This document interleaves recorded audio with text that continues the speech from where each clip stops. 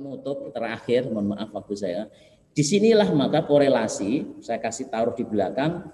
Kenapa kemarin itu menjadi satu heboh buku How Democracies Die ya tahun ini, tahun 2018. Kenapa buku ini viral? Karena kalau kita lihat secara umum atau secara inti dari buku ini adalah betul-betul menjadi satu jaweran ya, menjadi membuka mata kita bahwa sebenarnya demokrasi itu sekarang ini menuju kematian. Walaupun buku ini awalnya ditulis untuk memotret bagaimana jejak rekam kepemimpinan Donald Trump yang itu banyak dari kalangan pemikir ilmuwan itu yang tidak suka dengan gaya kepemimpinan Donald Trump, sehingga memunculkan buku ini. Nah, dan apalagi mendadak viral sebagaimana kita sudah saksikan dan disampaikan oleh Bang Osim tadi itu karena dibaca oleh Gubernur Anies Baswedan yang saat ini kelihatannya ya sedang dalam konteks permainan politik sekarang ini sedang tidak diinginkan oleh rezim.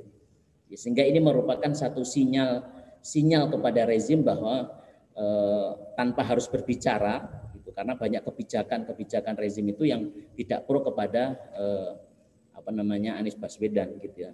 Ya ini karena ada kepentingan politik tahun-tahun berikutnya ataupun yang sebelumnya gitu. Nah, bagaimana demokrasi itu mati menurut buku ini? Ternyata demokrasi itu mati atau siapa yang membunuh demokrasi? Pembunuhnya bukan para jenderal tiran atau diktator. Dalam kekinian gitu ya, dalam kajian buku ini dilakukan. Tetapi penguasa yang terpilih dalam sistem demokrasi itu sendiri. Ya wajar kalau demokrasi itu atau nilai-nilai demokrasi itu sebenarnya hilang ya oleh para kediktatoran tadi itu. Ya, itu sudah jelas. Tetapi dalam konteks kekinian ternyata dalam perjalanannya demokrasi itu justru dibunuh atau mati itu oleh pemimpin yang dipilih secara demokratis menurut mereka. Ya, dan itu banyak dicontohkan hampir di seluruh negara-negara besar, bahkan juga di negeri-negeri Muslim, gitu ya. Wajar kalau misalkan pemimpin otoriter seperti Hitler, Chavez di Venezuela itu jelas itu. Tapi banyak juga di dalam buku ini jelaskan banyak juga yang awalnya pemimpin itu berwajah polos dan lugu, lalu menjadi istilahnya menjadi liar setelah memimpin. Kira-kira siapa itu? Ya, nanti bisa dilihat di sini. Ada 4 kriteria dikatakan bahwa kenapa kok demokrasi itu dikatakan mati menuju kematiannya karena kediktatarian atau otoriter. Ada 4 indikator. Ya, yang pertama penolakan atau lemah komitmen terhadap sendi-sendi demokrasi. Parameternya adalah apakah mereka suka mengubah undang-undang, apakah mereka melarang organisasi tertentu, apakah mereka membatasi hak-hak politik warga negaranya. Ini ditulis oleh Profesor Amerika di Harvard. Tetapi setelah kita tahu terjemahannya, kalau kita baca ini, panjenengan bisa merasakan. Kira-kira dalam 10 tahun terakhir ini terjadi nggak di Indonesia? Nah ini nanti bisa kita diskusikan.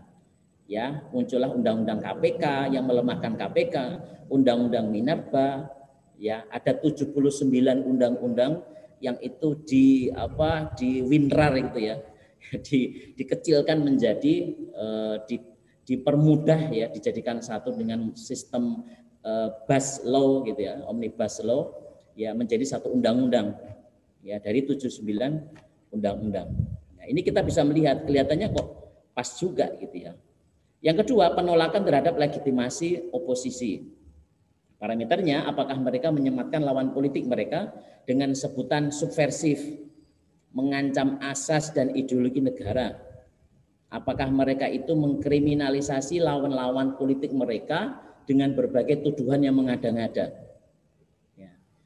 Panjenengan pasti kaget, mesti ingat kok kemarin ada yang teriak-teriak makar, teriak-teriak anti Pancasila, anti NKRI, ada ustadz yang dikriminalisasikan, ya bahkan yang notabene itu tidak, mereka itu juga masih dalam baris nasionalis itu mereka juga dikriminalisasikan ketika berseberangan dengan rezim.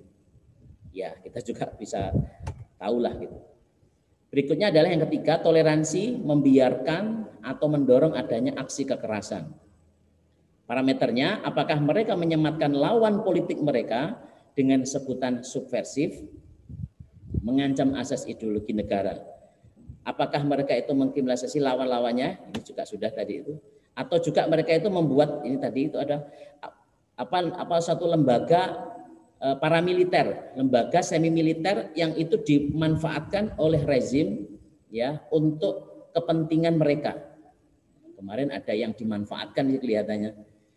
Kalau dalam bahasa Jawanya itu gepuk nyilih tangan, istilahnya gitu. Memukul tapi minjem tangan yang lain ya supaya kelihatannya dia aman. Ya.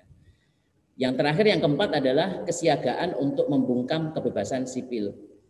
Apakah parameternya apakah mereka mendukung atau membuat undang-undang yang membatasi kebebasan sipil, terutama hak-hak politik dan menyampaikan pendapat. Apakah mereka itu melarang tema-tema tertentu? Ya. Kita juga ingat ada undang-undang Ormas, undang-undang haluan ideologi Pancasila, undang-undang ITE yang itu sangat banyak sekali pasar karetnya, atau pembatasan ajaran-ajaran Islam terutama adalah ajaran khilafah. Nah, kelihatannya kalau kita lihat 4 ini memang demokrasi itu memang sedang menuju kepada kematian ya menurut dalam buku ini ya. Tapi menjadi satu pertanyaan dari saya sendiri ya, kita itu adalah bukankah ya apa yang disebutkan tadi itu sebenarnya bukan hal yang baru bagi kita yang kita sudah lama mengkaji demokrasi. Bukankah itu semuanya itu sudah menjadi karakter bawaan dari demokrasi? Ya. Jadi itu yang menjadi pertanyaan kita. Saya mengatakan justru itu bukan yang aneh gitu ya. Sebenarnya itu ya memang menjadi kesalahan demokrasi. Karena demokrasi itu sudah cacat sejak lahir. Ya. Atau kalau bahasa saya itu demokrasi itu sudah mati sebelum lahir. Ya, kalau sekarang itu ada berarti apa gentayangan atau hantu gitu. Karena hantu itu makanya mengerikan, nggak ada gitu. Ya, makanya orang dikatakan demokrasi juga nggak mau. Mereka mengatakan demokratis, namanya justru mereka lah yang melanggar nilai-nilai demokrasi dalam konteks nilai-nilai demokrasi. Jadi memang demokrasi ini cacat sejak lahir, cacat bawaan. Yang kedua, demokrasi itu kalau saya lukiskan itu kayak seperti ini. Mungkin panjenengan bisa melihat kira-kira ini gambar apa ini? Ya, boleh dihidupkan mic-nya. Ini gambar apa kira-kira? Gambar wanita kah? Udah. Ya, panjenengan boleh dengan persepsinya masing-masing. Ada kuda, ada wanita, gitu ya. Ada burung juga itu kalau saya lihat. Atau juga ini gambar apa? Gambar wanita ya. Wanita atau bunga ini ya. Atau ini. Nah ini gambar apa ini? Nah atau ini. Nah, si laki-laki ini benar-benar memegang pistol kira-kira. Nah, dari apa yang saya sampaikan ini sebenarnya apa? Kan ini kan ilusi ya. Kelihatannya dia itu wanita, tapi sebenarnya bukan wanita. Atau dia memegang pistol, tapi sebenarnya bukan memegang pistol. Maka demokrasi itu adalah ilusi. Nah, bukan hanya itu dia itu menuju kematian atau bahkan dia itu sudah mati sebenarnya. Sudah mati kok dibangkitkan, gitu ya. Tapi demokrasi itu adalah ilusi.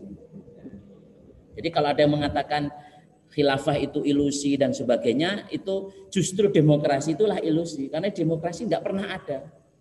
Ya dalam tataran teori, tapi itu pun dalam teori nggak pernah ada. Gitu. Dan itu juga diungkapkan di dalam buku ini. Gitu. Ya demokrasi adalah alat penjajahan Barat atas negeri Islam. Ya sehingga kenapa kok kita tuh sampai sekarang menjadi persoalan seperti ini. Dan demokrasi sangat bertentangan dengan Islam. Nah, baik, saya kira poin yang ingin Al-Fakir sampaikan adalah seperti itu.